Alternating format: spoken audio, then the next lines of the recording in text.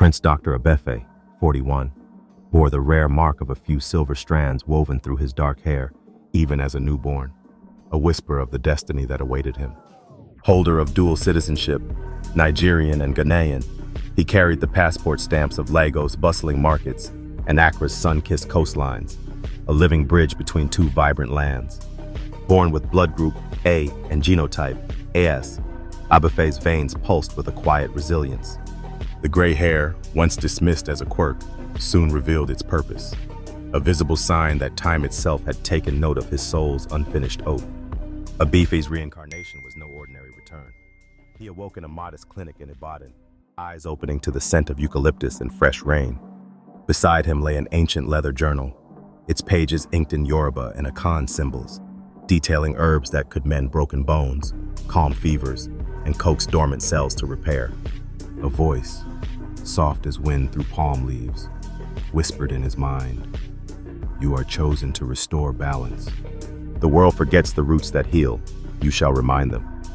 In the dense forests of Okomu, Abefe followed the scent of Azadirachta indica, Neem, and Vernonia amygdalina, bitter leaf. Guided by an elderly herbalist, Mame Adwoa, he learned to grind bark into poultices that drew out infection, and to brew tinctures of ginger, Zingiber officinale, that steadied sickle-cell crises for those with AS genotype. Between Lagos' sprawling streets and Ghana's Volta region, Abefe set up modest clinics under mango trees. He taught market women to prepare Moringa oleifera leaf powder for anemia, and showed fishermen how carica papaya leaf tea could ease malaria symptoms without harsh side effects. Villagers soon revered the silver strands as a badge of the thrice-born healer. Children would tug gently at his hair, believing each strand a promise of protection. Abefe's mission crystallized during a cholera outbreak in a remote Ghanaian village.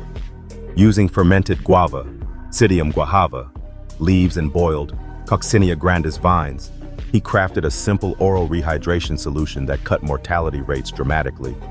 News spread like wildfire. Pilgrims arrived carrying sick relatives, hoping the gray-haired sage could help.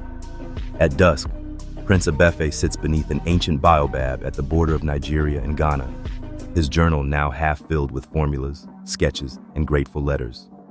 The gray hair glints silver in the fading light, a living emblem that some destinies are reborn, not to escape life, but to deepen its service. And so, the man who carried two nations in his passport and a lineage of roots in his blood continues his quiet crusade, reminding humanity that the Earth's oldest pharmacies still hold the keys to tomorrow's health. Prince Abefe, the thread that stitches nations. At the River Market Clinic in Kumasi, Ghana, Abefe set up a pop-up clinic beside the bustling Kajetia Market. Every morning he always brewed a tonic of Moringa oleifera leaves, hibiscus sabdarifa, zobo, and a pinch of ground ginger. A weary tailor with chronic back pain came to his shop to buy a warm compress of neem leaves mixed with coconut oil, and within 3 days, the tailor could bend again to stitch clients' fabrics. On the 4th day by noon, a line of traders queued, some with malaria, others with sickle-cell crises. Abefe now mixed Artemisia annua tea with soursop. Some days later, under neon lights of the Oshodi market, Abefe turned a stall into a herbal aid station. He prepared a fresh concussion of mixed bitter cola, African pepper, and turmeric roots, which he always sold to passers-by and the people living around that community.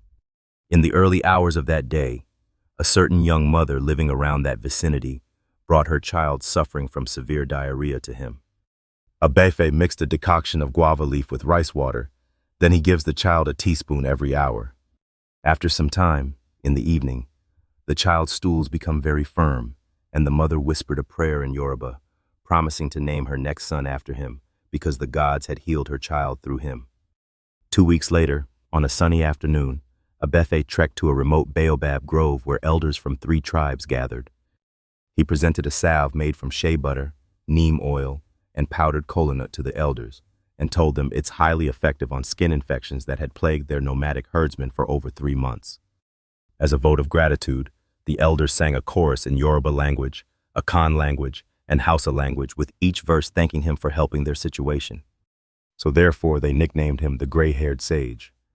In return, they gifted him a rare African violet root that is known to enhance intuition as a token for his good works.